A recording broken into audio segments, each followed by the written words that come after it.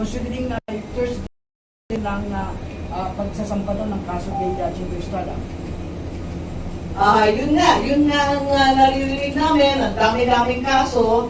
Ilan na ba? Pati si Senator Marcoleta, ayan, kahapon may announcement na naman. Pagkatapos si Senator Jinggoy, Senator Joel, Senator Cheese, yung dalawang Villar, si Camille at si Mark Villar. Sangkatutak na talaga yung kaso Inuubos yata kami sa kaso, tapos nakatenga pa na may ICC warrants na susunod. Kaya si Senator Bongo daw, nasa listahan na naman. Pananakot ba to o pang-aapi? Hindi ko na maintindihan. Palibasa, hindi sila nanalo dyan.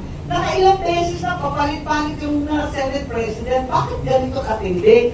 Noon naman natalo kami. Hindi kami bumoto kay Senator Tito Soto. Wala naman umalma Quiet lang kami. Kahit tinanggal lahat ng aming committee, ayos lang. Nagpasalamat pa rin kami.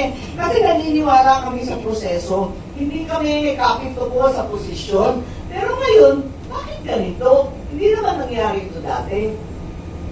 Mamang ilang po